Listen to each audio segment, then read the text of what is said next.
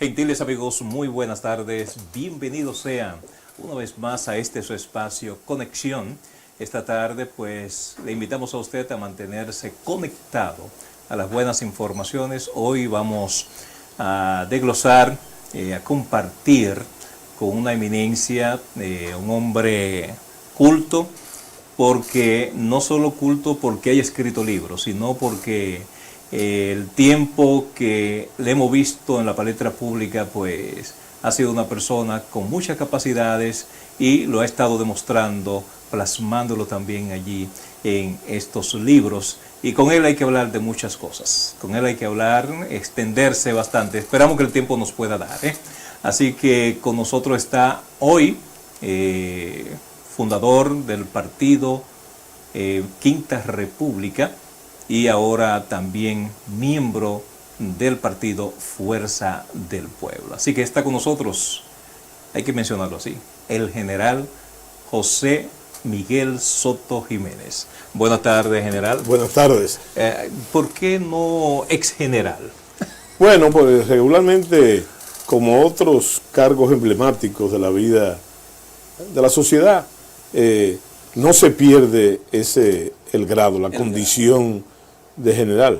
Naturalmente, yo recuerdo que en un libro del doctor Balaguer se hablaba de la otra piel, en una alusión de que el guardia nunca deja de ser guardia, ni el policía tampoco, sobre todo si ha tenido una vida prolongada y continua. Eso pasa con el periodista y el locutor, que no dejan de ser locutores y periodistas aunque no estén trabajando. Claro, aunque la gente siempre quiere verlo en los medios. Claro, y el sacerdote también. Y el sacerdote, una vez recibe los votos sacerdotales, puede perder la facultad por una circunstancia agravante de no ejecutar algunos sacramentos. Ya. Sin embargo, nadie le puede retirar los votos sacerdotales. Eso pasa con muchas otras y otros cargos también. El mismo cargo de presidente. Correcto, se sigue siendo presidente. Se sigue siendo presidente o también magistrado. Eso depende mucho. Regularmente es como la gente, como tú has dicho, se habitúe. Bueno, yo quiero aprovechar la introducción para saludarte muy fraternalmente, pero además también para mandarle un saludo a toda tu audiencia nacional e internacional, muy dominicanista y, por qué no decirlo también, muy pueblista. Exacto, así es. Sí. Bueno, tenemos aquí algunas adquisiciones de la que ha escrito el general, Los recuerdos de Trancajillo. Sí. Un libro muy hermoso que voy a aprovechar en estos días a tratar de acabar con sus letras. Está bien, muy bien, muy bien. Y también tenemos aquí algo que parece muy dominicano, el título, La Fuñenda. Usted va a conocer cada una, bueno, de esas obras, las puede conseguir en diferentes, por ejemplo, aquí está la última obra del general José Miguel Soto Jiménez, Machete Carajo, todo sobre Santana. Esto es... hay que degustar, hay que leer esas obras interesantísimas. General, ¿cómo la gente puede adquirir estos libros? Bueno, está en Cuesta, en Céntaro Cuesta del Libro, está ahí a la disposición, pero además yo lo recomiendo, aunque yo sea su autor, porque el primero, Trancajilo, es un recuento de cómo se formaban los militares en los tiempos anteriores. Y yo pienso que se siguen las líneas generales de ese entrenamiento, que es lo que te convertía a ti, ese tránsito de civil a militar, que tenía muchas cosas peculiares. Y por qué no decirlo también, donde se reforzaban los valores que deben animar la vida militar. Y comienza por ahí, desde el principio, como dicen algunos. Bueno, y el otro... Y esas leyes militares que son... las normas. Las normas, sobre todo. Y las tradiciones también. Que el que conoce esas leyes militares y la acoge para sí, pues de seguro que donde quiera va a andar correctamente. Pero algo muy interesante, y es que todo ese entrenamiento, el entrenamiento básico, que fue el que recibió ese personaje semimítico, que es Trancajilo, debe estar orientado fundamentalmente, así se hace hincapié, en los valores nacionales y sobre todo en la defensa de la dominicanidad. Eso es lo que encierra la vida militar y su formación. Y el otro, la fuñenda, como tú dijiste, sencillamente es un glosario de términos campesinos, de términos populares, de palabras populares y palabrotas populares, que se usan, que se usaban y que se siguen usando en la política. Y el otro libro, como tú bien dicho, el más reciente libro, no el último, el más reciente es un estudio sobre la vida de ese controversial personaje tan polémico nacional que fue Pedro Santana, primer presidente constitucional de la República. Sí. Qué interesante. Bueno, ya usted lo sabe, ahí en Cuesta usted puede encontrar estas joyas para que pueda aprovechar los fines de semana, dedicándole algo muy interesante, dedicándole buen tiempo a la lectura. General, 2008, un tiempo sumamente importante e inolvidable para usted. Crea allí Quinta República. Sí. ¿Por qué Quinta República? No, Quinta República, fíjate, yo lo he tenido que explicar muchas veces, pero es parte precisamente de lo que debe saberse y lo que es y ha sido Quinta República. Es más que un gentilicio, un nombre o una denominación. Está basada en las repúblicas que hemos vivido desde la fundación de la misma, del 1844, hasta precisamente la última república que está determinada por lo que se llama la constituyente del 66, la constituyente del 66, que también hay que decir que se erigió esa constituyente para dejar sin vigencia o tratar de sacar el antecedente de la constitución del profesor Juan Bosch. La constitución del 63, que como todos saben, fue un hito en cuanto a tradiciones democráticas y además sobre las corrientes liberales, pero que también produjo, y es algo único en América, la Guerra de Abril del 65, por la sencilla razón, y eso es importante señalarlo, que es una de las únicas revoluciones, de las muchas que han existido en América Latina y en nuestro territorio también, en nuestra historia también, que ha preconizado esos valores. Junto con la Constitución de Moca del 1858, es una de las más liberales que ha tenido el país.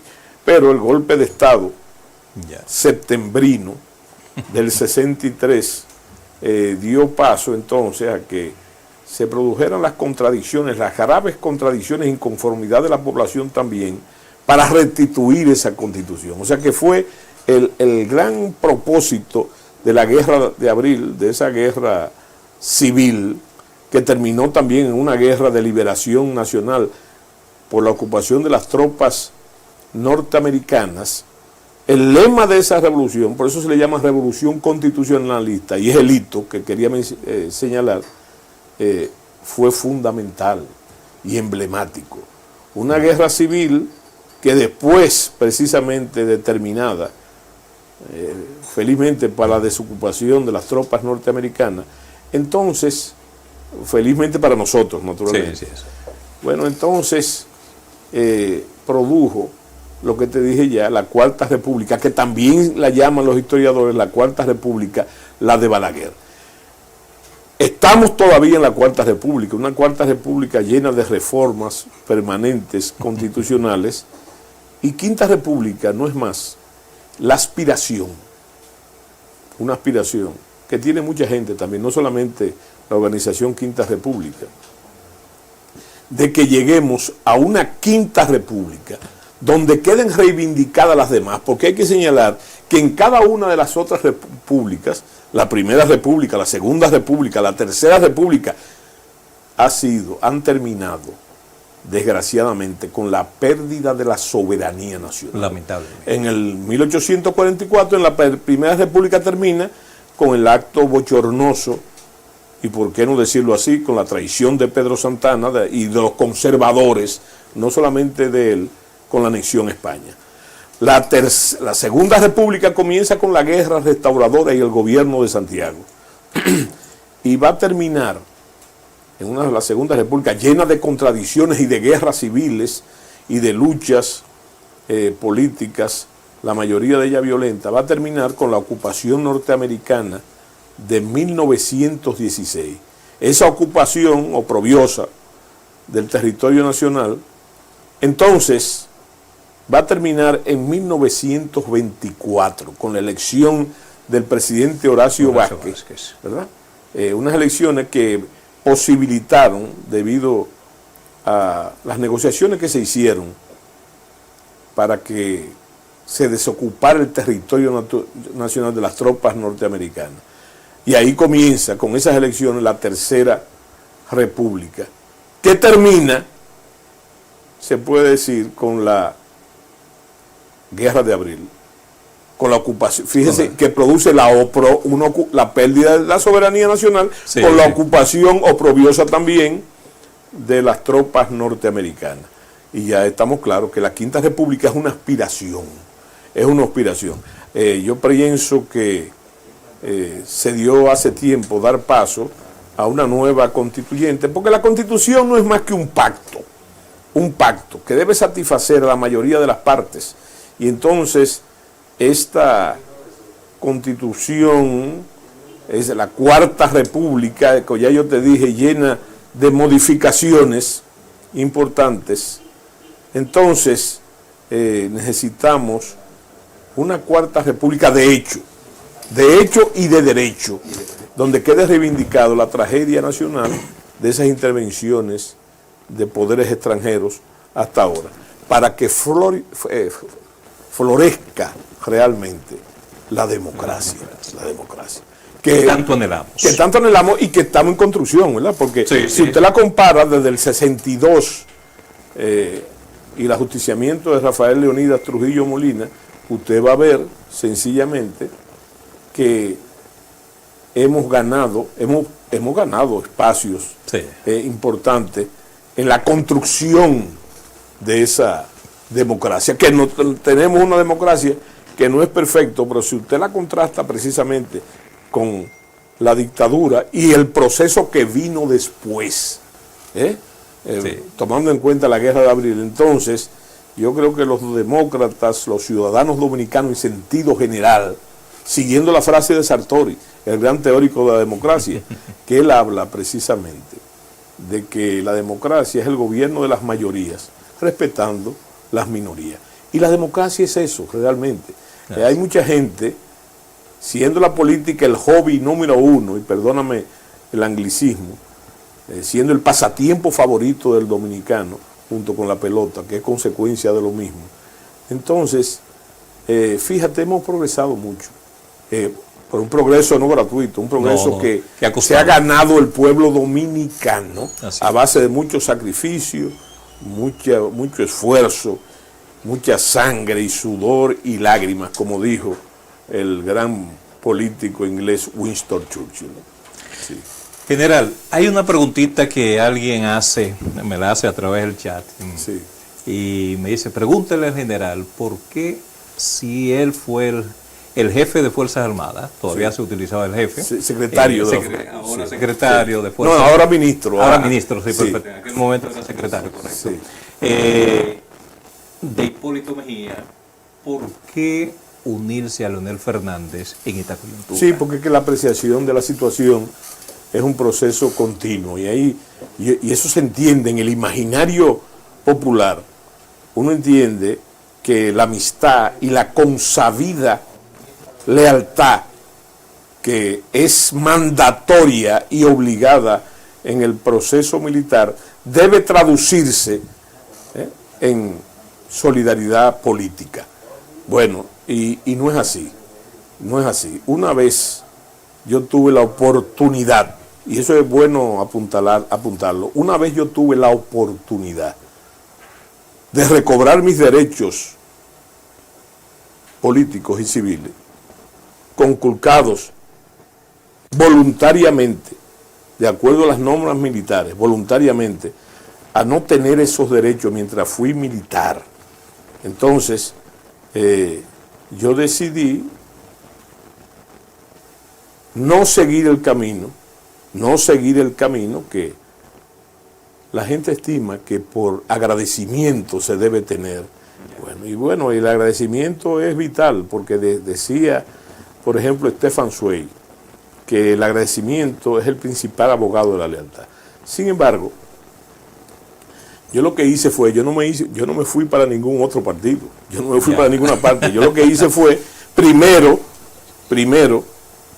organizar lo que fue la Quinta República, la fundación, que es una organización que propende al rescate y valorización de las tradiciones y los valores nacionales.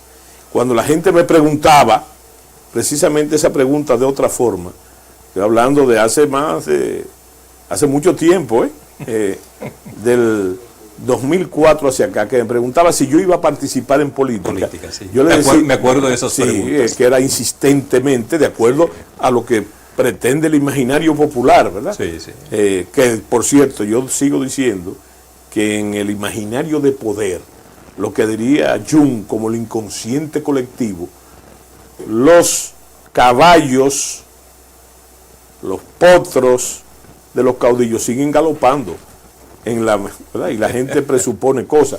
Bueno, yo decía que me iba a tomar mi tiempo, porque, mira, la guerra y la política responden a los mismos principios, pero no son los mismos medios.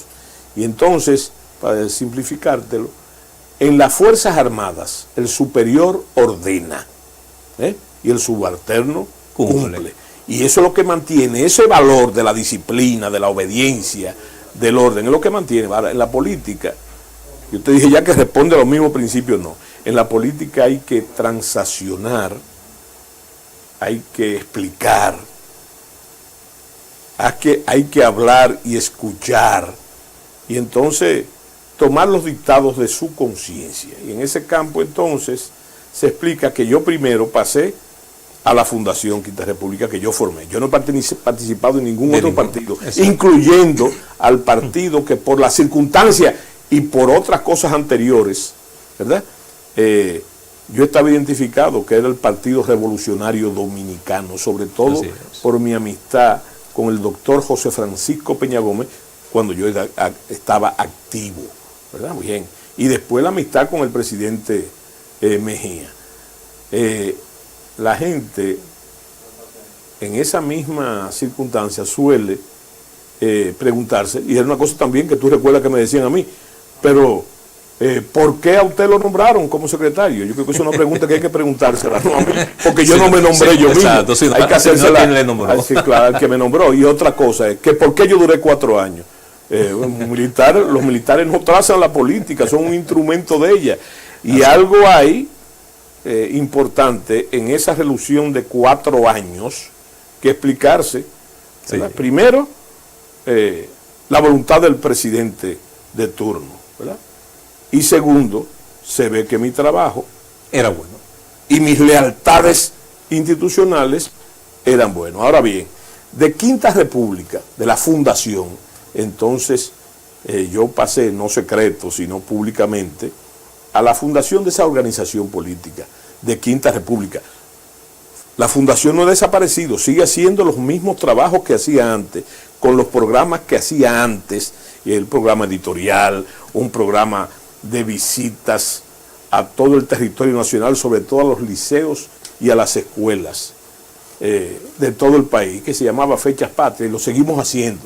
Y yo vivo en ese eterno, bien, pero la organización política ya pretendía otras cosas, sino, y ya lo explicamos, la erección de esa Quinta República, que era, o que es, y que arribará tarde o temprano, porque el profesor Bosch, por ejemplo, él explica que el país ha tenido dos grandes revoluciones, que fue la revolución restauradora, la del Partido Azul, y la revolución de abril. Son dos revoluciones, él le llama dos revoluciones burguesas inconclusas. Y él anuncia que la tercera será la definitiva en cuanto a la consecución de los valores nacionales.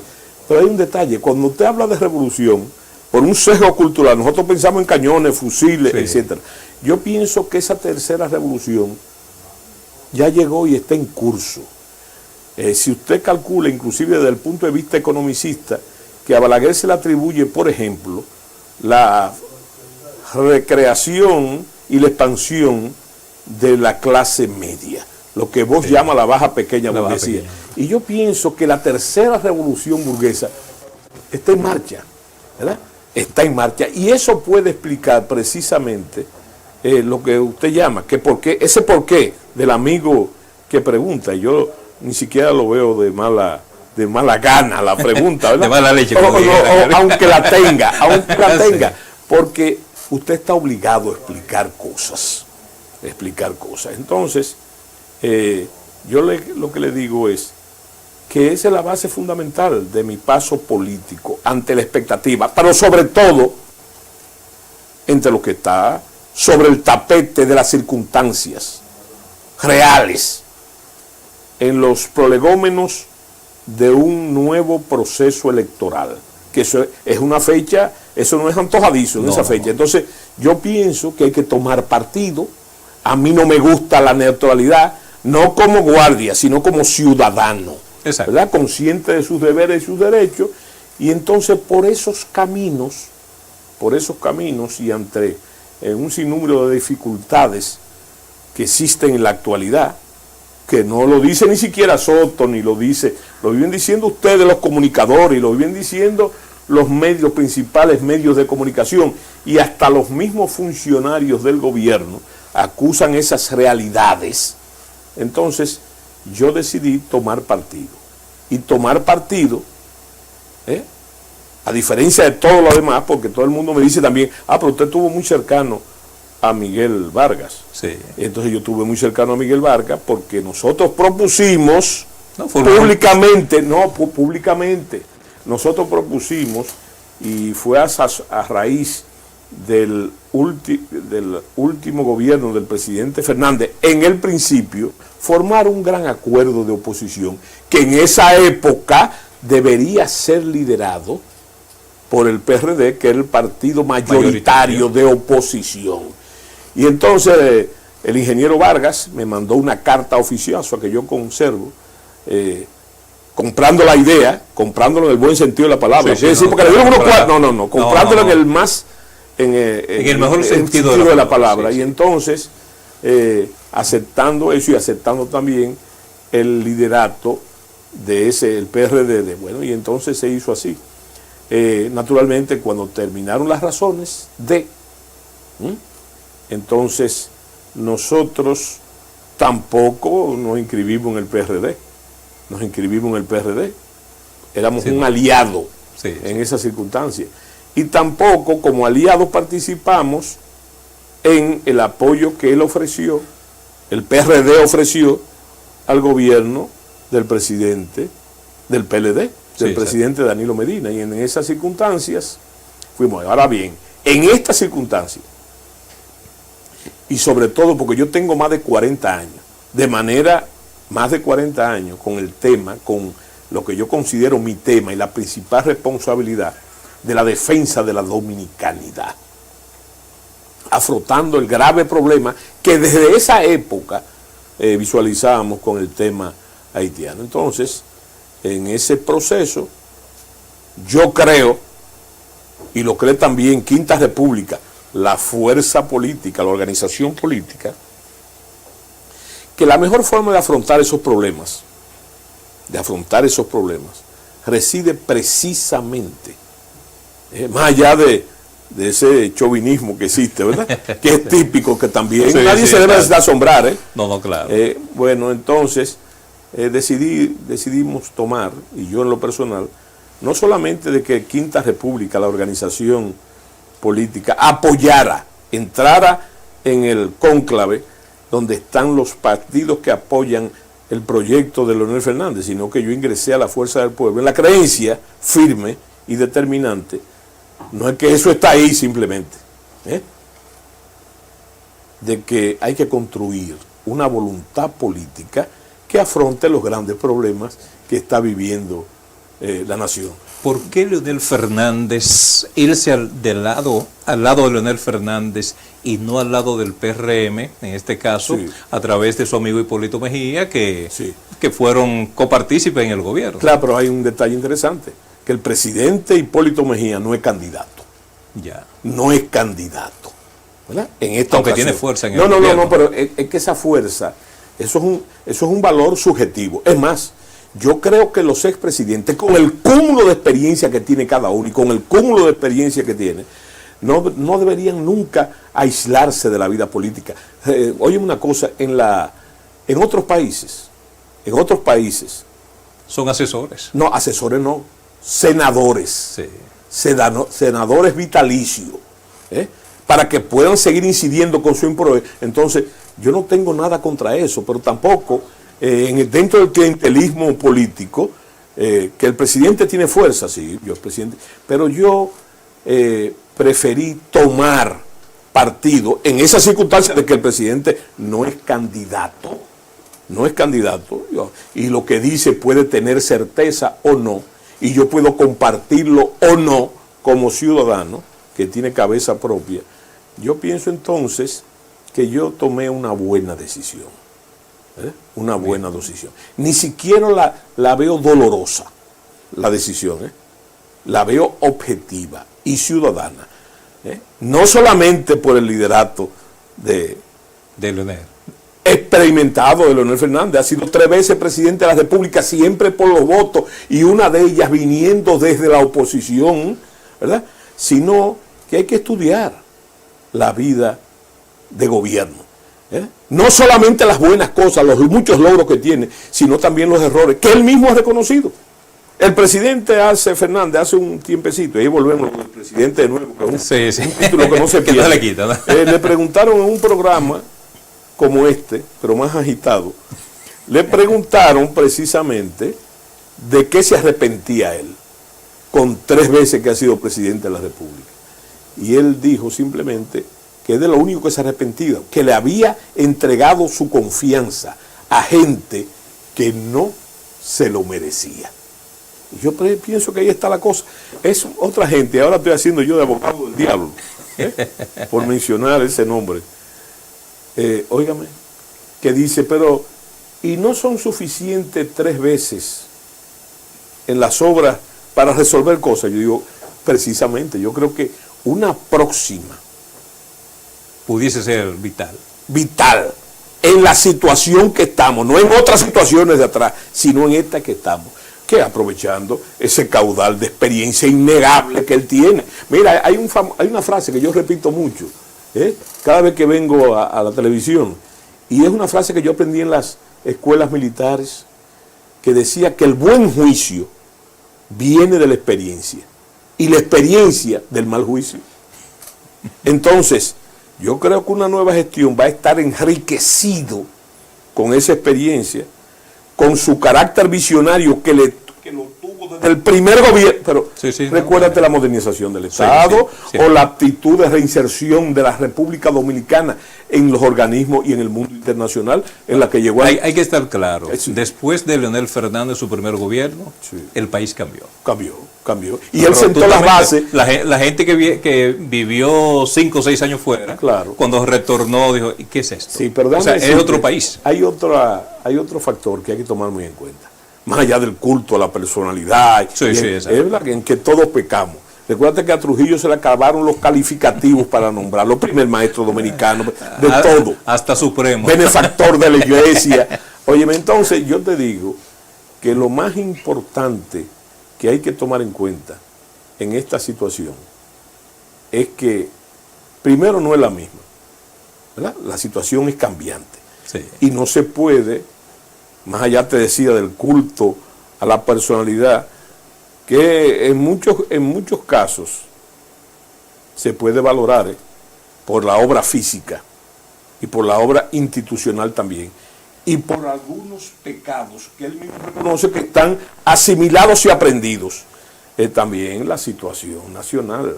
Sí. La situación nacional. Requiere de experiencia. El deterioro de los servicios públicos, el acoso de los organismos internacionales y de ciertas potencias. A mí no se me ocurre nadie sobre el tablero, incluyendo al presidente de la República, que pueda enfrentarlos y corregirlos. No se trata que él tiene una varita mágica, pero tiene la experiencia para hacerlo. Y no dejar atrás una cosa que te voy a decir, más allá del culto y las loas, te voy a decir una cosa, que son importantes en la mentalidad del dominicano también y política. Hay que tomar muy en cuenta la organización política que ha surgido, nueva, que ha surgido en estos 3 años, sí, donde hay un maridaje, tremendo. Un maridaje entre la experiencia y la juventud, la expresión de los jóvenes. Los jóvenes están en todas las organizaciones, sí, ¿verdad? Pero si tú tomas una visual de la dirigencia intermedia y aún alta, y de los simpatizantes y de los militantes, está compuesta por una generación. La mayoría jóvenes. La mayoría jóvenes. Sí, sí. Jóvenes que antes, tú sabes, hace un tiempo no participaban en política, porque los jóvenes decían, cuando tú le proponías eso, decían que eso era para viejo. Maleado, fui maleada, y estaban en otra, pero están participando, y yo creo que fundamentalmente organizados. Sí. Si tú me preguntas, y es lógico que yo piense otra cosa, si tú me preguntas a mí, bueno, pero una serie de acusaciones que se han hecho, no, acusaciones no, diatribas, de que ese partido no tiene estructura. Lo que yo he encontrado ahí es totalmente diferente. Un partido totalmente organizado y trabajando para, de llegar al poder, corregir la impericia que es tan común ahora. Sí. Bien. General, hay un elemento que tuvo que ver como ministro secretario en ese entonces de las Fuerzas Armadas, pues hoy en día la criminalidad. Sí. ¿Cómo usted visualiza esa y un posible gobierno de Leonel Fernández? De seguro que tanto usted como el general Gandelier estarían siendo partícipes para corregir ese mal. Sí, mira, lo primero que hay que hacer es una diferenciación. El primer escalón para enfrentar el orden público es la Policía Nacional, ¿verdad? Entonces, hay un sinnúmero de antecedentes importantes en ese aspecto. Pero también debo decirte que debido al imaginario de poder de este país, es imposible, y a la práctica, que eso se afronte básicamente con el primer escalón. Entonces siempre ha habido, no ahora, sino siempre ha habido una labor de coordinación entre las Fuerzas Armadas y la Policía Nacional. Las Fuerzas Armadas en apoyo. Por ejemplo, hace 2 o 3 días yo vi que el gobierno, pero fue el ministro de las Fuerzas Armadas que lo dijo también, que ahora se va a aumentar. Que es su amigo, no, mi amigo, no solamente mi amigo, sino yo lo considero un gran profesional militar, y puedo decir también, sin daños a terceros, no solamente que soy su amigo, que sí fui en ocasiones su comandante, en otras su profesor, y conozco los valores, sobre todo los valores nacionalistas, de él y de la mayoría de los mandos, que no le quepa duda a eso.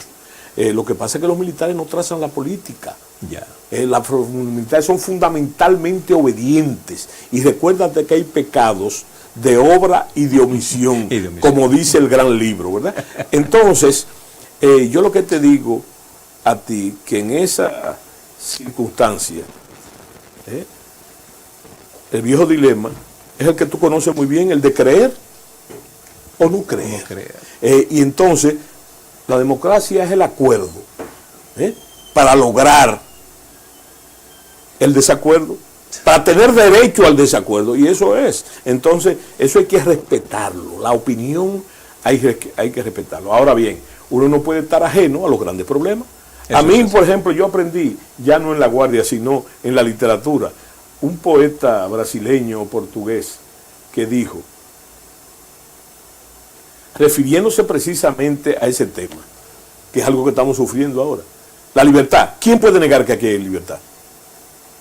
Nadie, es una libertad bien ganada por muchos sacrificios, pero la hay. y no hay los reflejos de esos antecedentes de antes, indeseables e indeseados.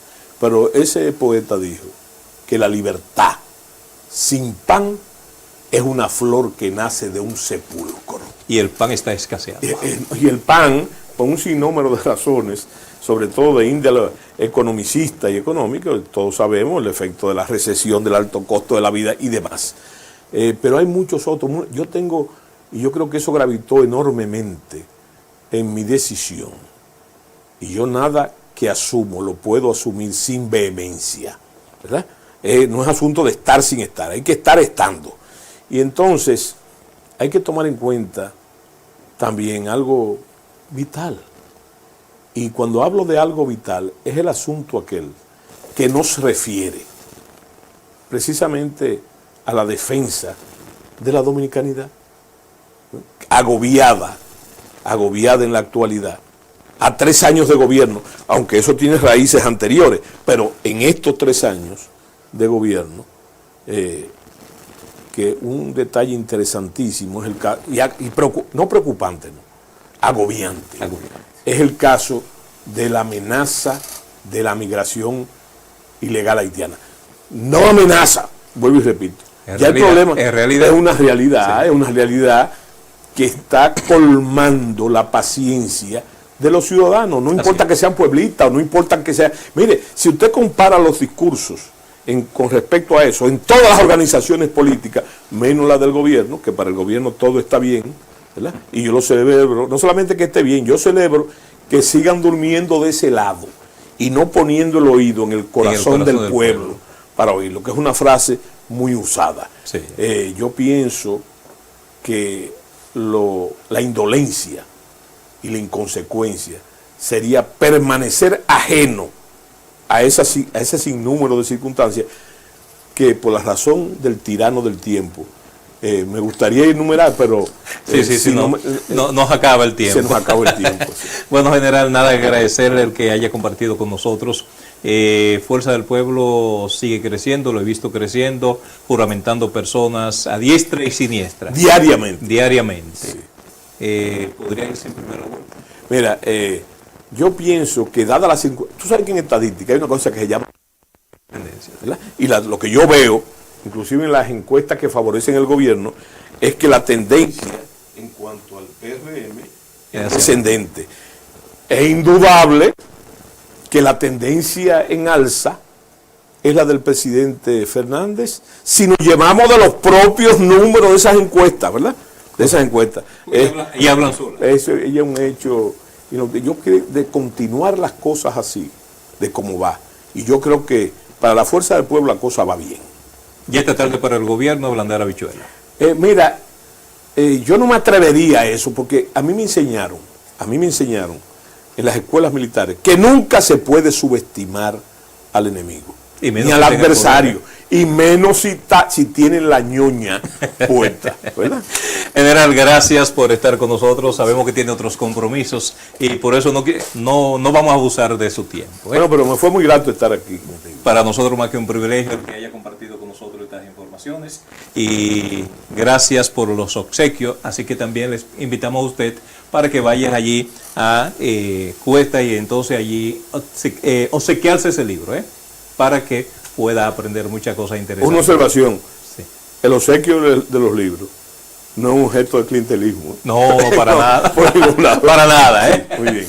Bueno, gracias al general José Miguel Soto Jiménez por compartir con nosotros en su programa Conexión.